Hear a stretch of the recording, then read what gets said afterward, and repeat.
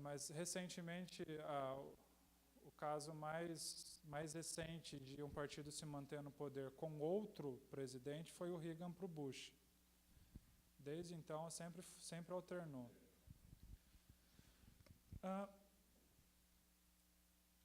Bom, alguma outra questão? Agora a gente fez esse exercício, entendeu como surgiu o presidencialismo. Fala, por que a América Latina ficou toda presidencialista? Por que não tem casos de parlamentarismos na América Latina? Todos os países de língua espanhola, os nossos vizinhos, na América Central, México. Nós... Hã? Você pode dizer que o problema foi o mesmo. O mesmo problema que os Estados Unidos enfrentou, a gente teve que enfrentar. A gente rompeu com... Sim, e a gente precisa de alguma forma de um chefe de Estado. Isso. Para a gente não cair. Às vezes você vai falar, não, a gente copiou os Estados Unidos. Porque os Estados Unidos inventaram o presidencialismo e a gente copiou. Não, a gente teve a mesma... A gente teve o mesmo problema para resolver, certo? O mesmo problema que eles tiveram. Parece ser a solução mais, difícil falar natural, mas parece a solução mais natural, mais automática, né? Eu posso estar errado, mas é que nos Estados Unidos foi colonizado porque fugiu do rei, né, na Inglaterra. Né? Eles fugiram, eram nobres. Então eles fizeram uma coisa totalmente oposto à monarquia inglesa. Né? Sim. Coisas que as outras colônias inglesas existem até hoje, estilo monarquia, porque não eram pessoas que fugiram. Né? Não eram Sim. nobres que fugiram. Os Estados Unidos eram nobres que fugiram da Inglaterra. Perseguição, acho que é conhecido. Religiosa, né? Teve perseguição religiosa. Perseguição religiosa. Porque a Inglaterra, por causa o problema religioso sempre foi muito forte na Inglaterra. Então, facções do protestantismo também eram perseguidos, né? Não só os católicos, mas a igreja anglicana é a igreja de Estado. Não pode ser outra coisa. Tem que ser anglicano. Então, gerou essa perseguição. Agora, vamos nos colocar historicamente mais próximo, para a gente voltar a esse debate que, de certa forma, motiva o nosso encontro de hoje. Os países latino-americanos, nós também no Brasil, estamos transitando de novo para a democracia nos anos 80. Acabou as ditaduras militares, é hora da gente repensar as nossas instituições e repensar de uma forma que seja sustentável, que funcione, que os países prosperem, certo? Essa questão da forma de governo é natural que ela volte. Então, o debate, qual é a melhor forma de governo, dada esse momento histórico extraordinário novamente, a gente repensando as nossas instituições, qual que seria a forma de governo mais adequada para que a democracia prospere. Então, você encontra bons argumentos para as duas formas. Embora tenha esse peso da tradição histórica aqui na América Latina, né? Sempre que foi democracia, sempre foi presidencialismo. E meio que a gente se acostumou com isso. Mas a questão está de volta à mesa. Existe uma corrente muito forte em favor do parlamentarismo. Por que o parlamentarismo pode ser melhor do que o presidencialismo num país que está transitando para a democracia de novo? Aquilo que você falou, para não haver aquele sofrimento que foi os dois impeachments que nós tivemos. Ativamente, governabilidade. A governabilidade é mais fácil, porque vai ser a maioria que vai governar. Pois é, então... Sempre será a maioria, né? Sempre. Será a maioria No parlamento. que vai estar governando. Bom, a tendência é que sempre seja, mas há casos de primeiros ministros que tiveram que governar em casos extraordinários com minoria. Mas, em geral, é aqueles momentos em que realmente o parlamento está paralisado, não consegue montar uma coalizão e eles entram num acordo de que o primeiro-ministro vai ser de uma minoria e muitas vezes consegue governar bem com minoria, porque foi uma situação atípica. Pode acontecer, mas dá para ver que é muito difícil de acontecer, né? Em geral, é a maioria que negocia e governa. O argumento mais forte é esse. O presidencialismo gera um conflito potencial entre os poderes que o parlamentarismo não gera. Então, se você opta pelo presidencialismo, você já está começando com um potencial de tensão muito, muito forte entre os poderes.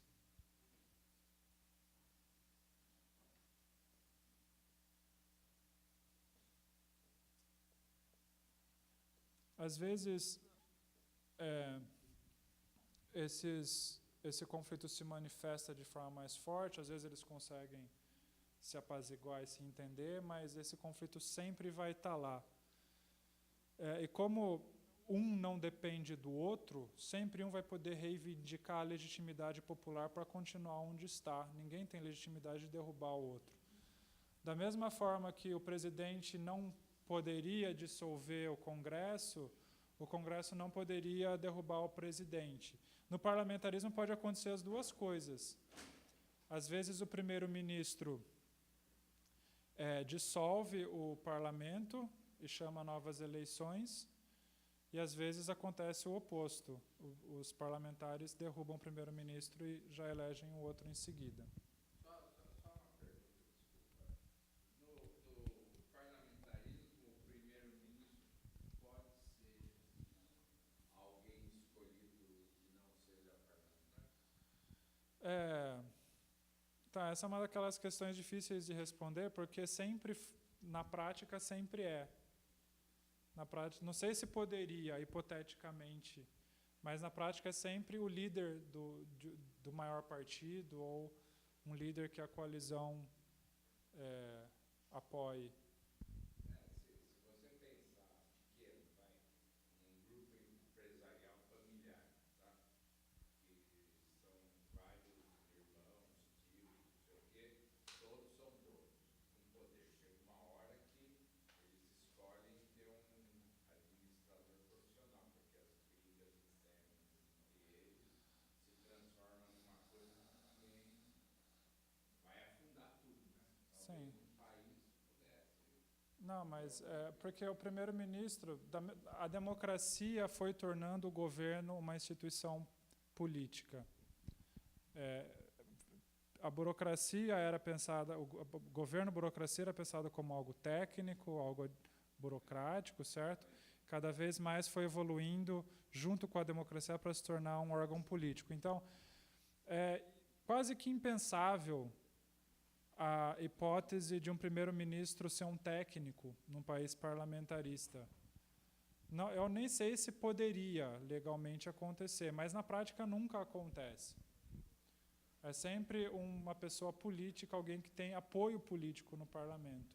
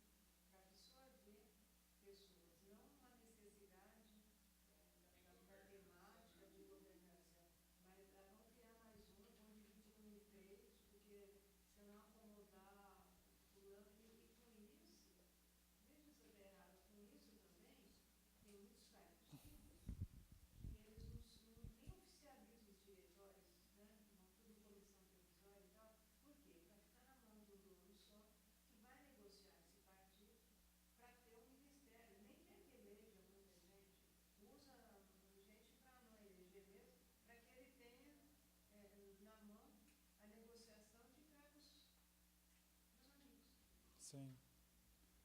É um fenômeno comum aqui no Brasil mesmo, né? De um líder político criar o seu próprio partido para ele ser o negociador, né? Não o partido. Sim. Provavelmente.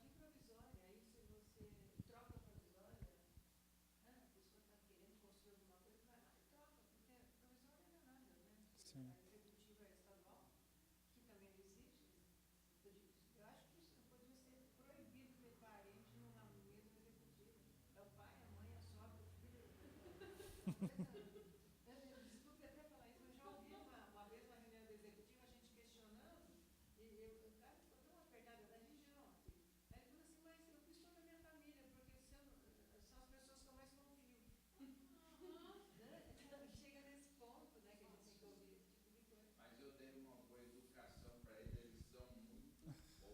O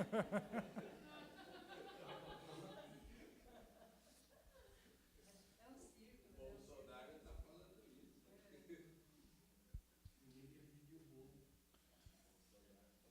É, nesse período de transição democrática, né, existia também uma visão muito forte. Isso, na prática, mostrou-se que não era tanto assim, mas tinha uma visão muito forte de que era difícil montar coalizão no presidencialismo. Existia um desestímulo para se montar coalizão, mas pode até existir. A gente vê muitos presidentes, candidatos presidenciais, dizendo que não quer barganhar com ninguém, que não quer montar aliança com ninguém, que quer governar sozinho. Em geral, dá errado, certo? Como deu na nossa primeira experiência. O Collor governou com minoria e não teve apoio político para continuar lá.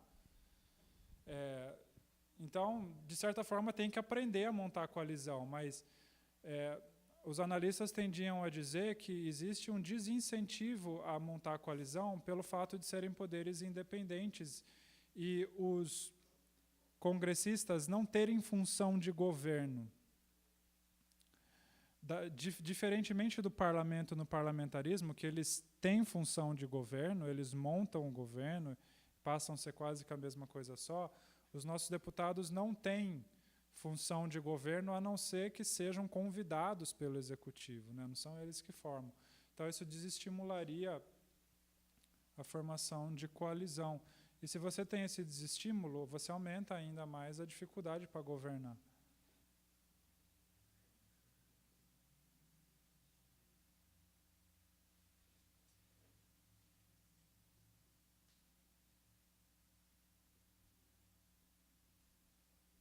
Algum outro problema do presidencialismo que poderia levar a gente a pensar que talvez não fosse a melhor opção para o país? Todo mundo falou, tem que aguentar tantos anos se o cara for. Rigidez do mandato. Ótimo. Esse também tendia a ser um argumento muito forte contra o presidencialismo. Pode ser que a gente eleja alguém, ele seja um péssimo presidente, a gente não tem como tirar, tem que esperar até o fim do mandato. Então, os mandatos tendem a ser mais rígidos. O impeachment foi pensado como algo extraordinário em caso de ser um corrupto, com crime de responsabilidade, certo? Não foi pensado como um instrumento ordinário, como no parlamentarismo, para você trocar governo nos corredores. Então, os mandatos foram pensados para ser rígido. Você não tira por questões políticas, você tira por questões legais. Por isso que no parlamentarismo você tira por questões políticas, e aí faz todo sentido.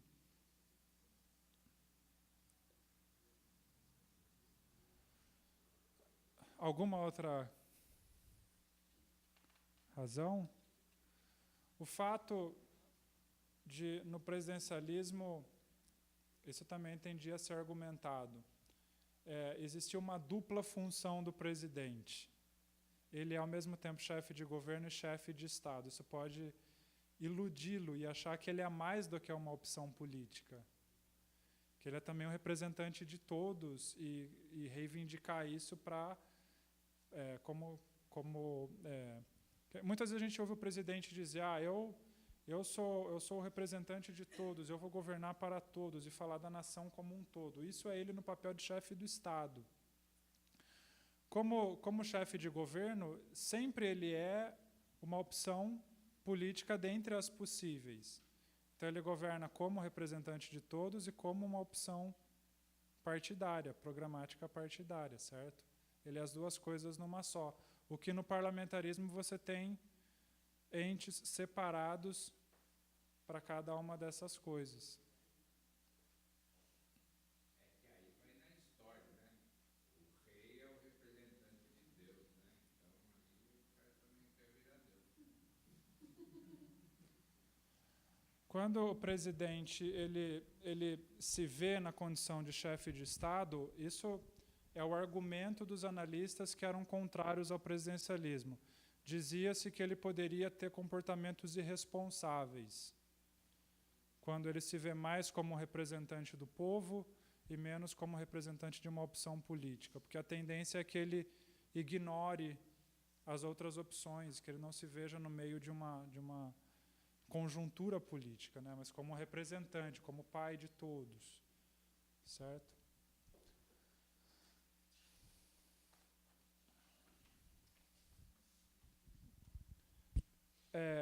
Uma outra questão também que era levantada contra o presidencialismo.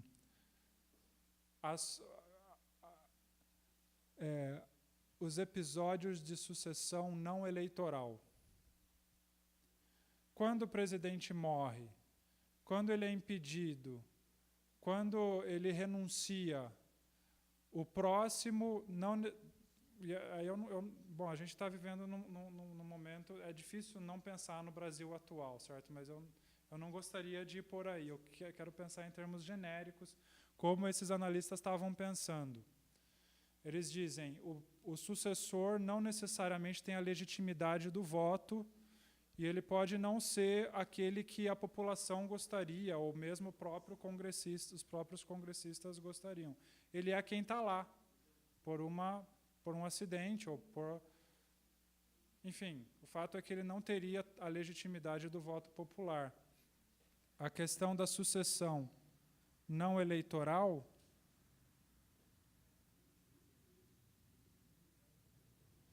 é um argumento levantado contra o presidencialismo, principalmente nesse período, anos 80, anos 90. E o último ponto, voltar àquela hipótese que a gente já levantou, será que o presidencialismo estimula a criação de novos partidos? Também pela possibilidade dos parlamentares terem um comportamento irresponsável, por não serem aqueles que montam o governo, certo? Não terem função de governo. Isso pode levar a um comportamento responsável e levar eles a pensar outros partidos ao invés de agir em conjunto para se articular com o governo. É uma hipótese de que o presidencialismo tenderia a aumentar a fragmentação. Essa também é uma posição bastante controversa, né, porque há presidencialismos com poucos partidos.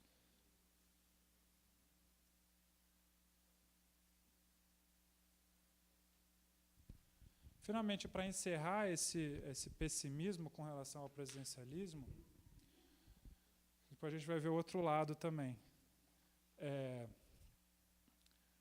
Alguns analistas escrevendo pós-transições que olharam o Brasil, e eu vou até mencionar para vocês terem a referência.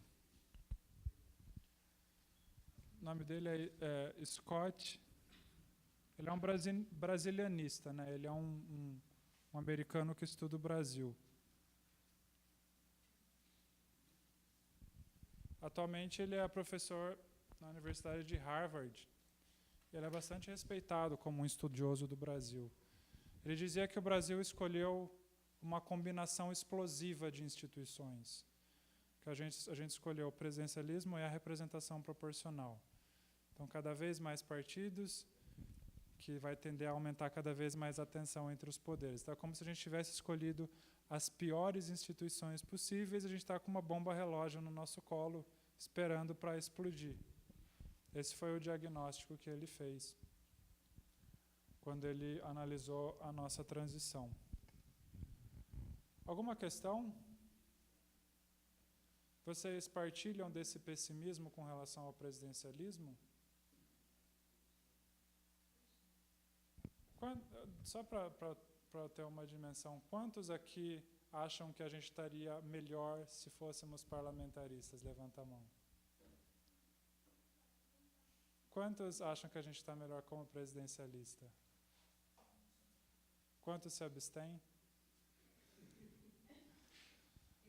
A gente tem aqui uma maioria parlamentarista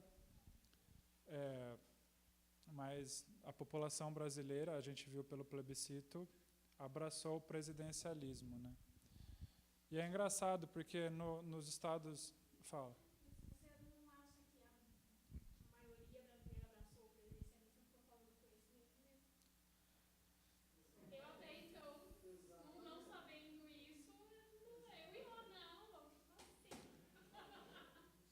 Porque você pode também ter argumentos em favor do presidencialismo, né?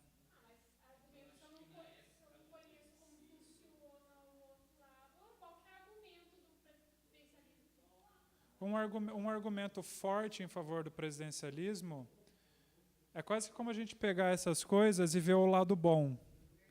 Por exemplo, a rigidez do mandato faz com que no presidencialismo as trocas de governo sejam muito menos frequentes. Então, você pode usar isso para dizer que são mais estáveis politicamente. Sim, porque no parlamentarismo as trocas de governo tendem a ser muito frequentes, principalmente nas coalizões.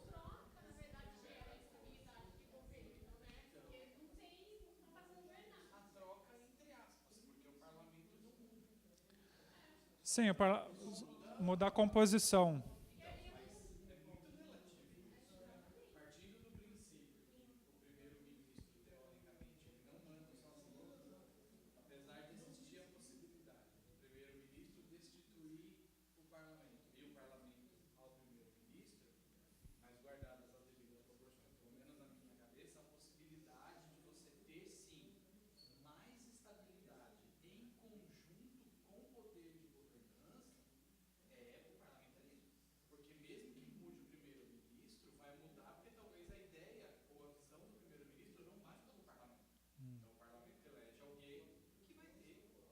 Sim.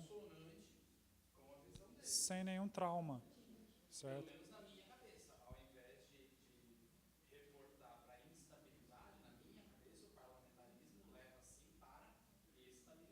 Sim. As pessoas... Isso era o principal argumento de defesa daqueles que foram no Congresso defender o parlamentarismo.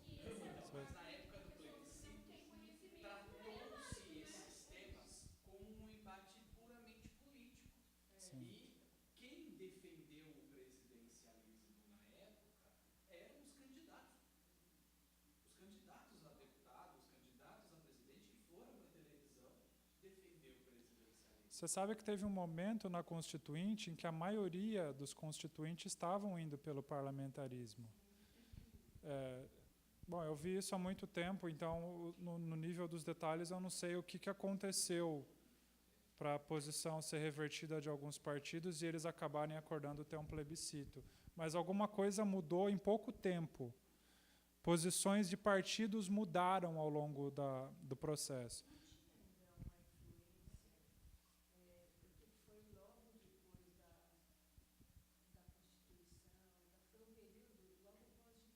Foi.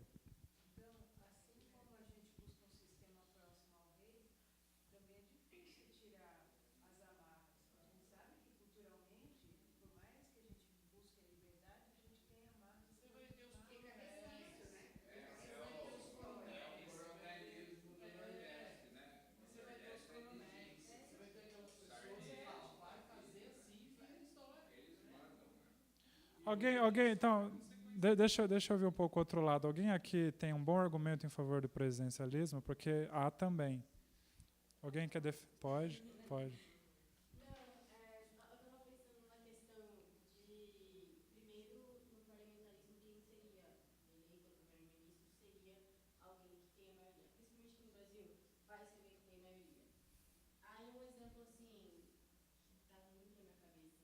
Hum.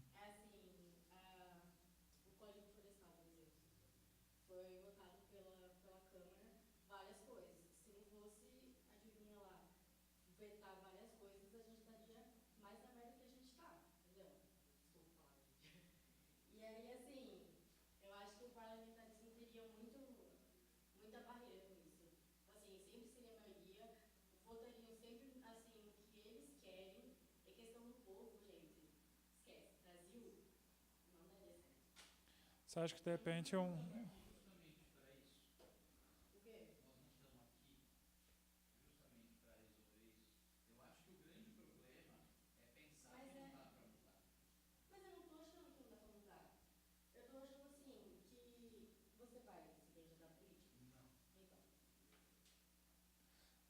Sem... Não, mas eu acho que a sua defesa é dizer que para o povo é uma garantia ter um presidente com voto da maioria da população para, de repente, em detrimento do Congresso, fazer avançar o que o povo quer.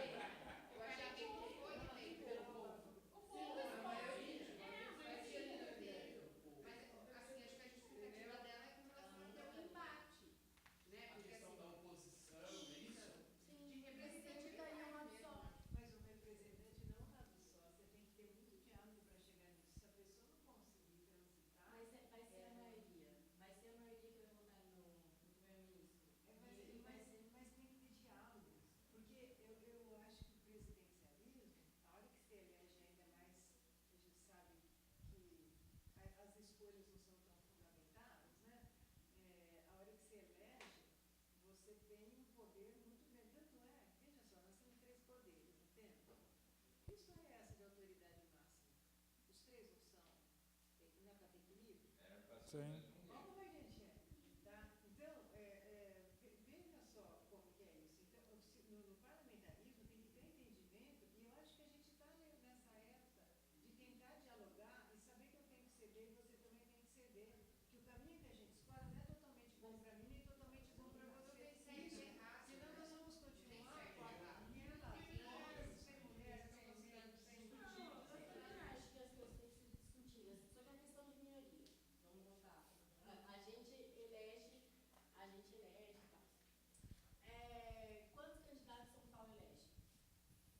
Sete...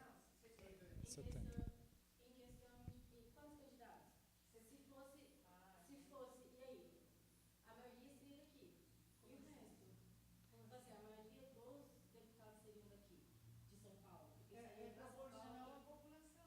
É.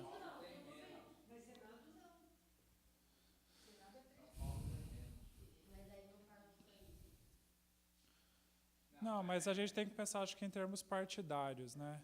Porque os partidos, eles tendem a ser nacionais, tem essa regra de que os partidos precisam ter alguma representação nacional. Então, é o mesmo argumento pensando em partidos, mas não em bancadas estaduais, mesmo porque a lógica das barganhas que você vê no Congresso são muito mais partidárias do que regionais. As bancadas regionais, elas vão divididas. A bancada estadual não é tudo do mesmo partido. Cada deputado é de um partido diferente, né? Então, a gente leva 70 deputados, um pensando diferente do outro. Por isso que a lógica das discussões tendem a ser partidárias, não regionais. Na verdade, a gente tem que ver os prós e os contras dos dois e aí colocar na balança. A gente não tem um partido regional, nem poderia ter partido regional como... Sim.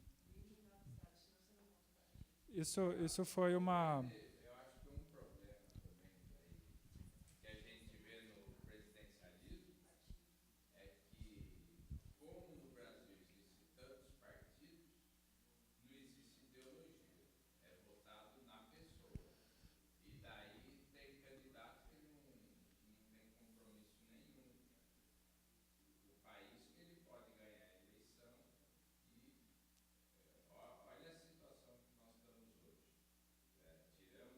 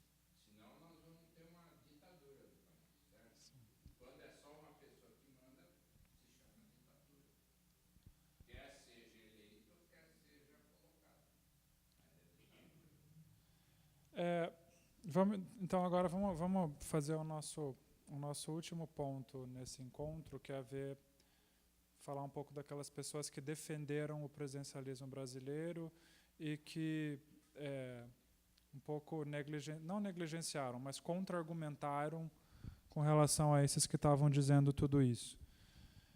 Teve um movimento muito forte nos anos 90 na academia, foi um movimento mais acadêmico do que um movimento político na prática.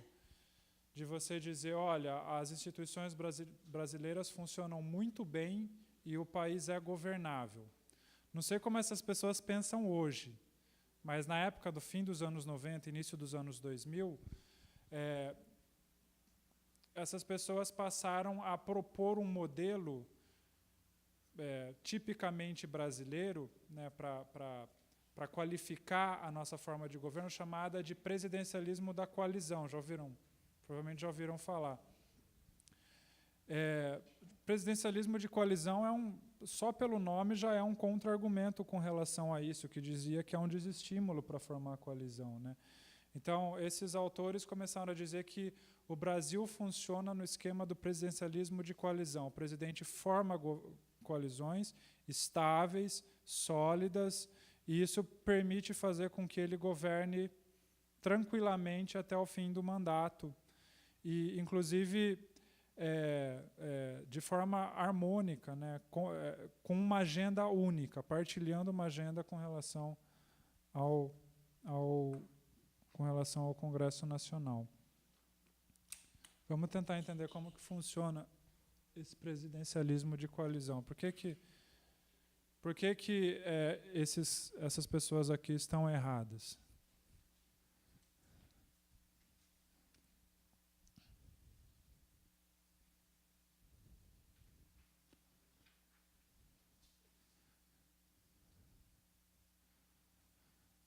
Primeiro argumento, bom, deixa eu dar referência para vocês. Os principais autores desse modelo de presidencialismo da coalizão, ele foi proposto por um sociólogo chamado Sérgio Abranches, nos anos 80. Hoje ele é professor em alguma universidade federal do Nordeste, que eu não me recordo. Mas esse modelo foi mais desenvolvido e mais trabalhado, né, ficou mais conhecido pelos trabalhos da Argelina Figueiredo e Fernando Limonge. Trabalhos dele dos anos 90. Já ouviram falar desses autores? A Argelina Figueiredo ela trabalha na UERJ, já é aposentada, e o Limonge é da USP e agora ele acabou de mudar para a FGV.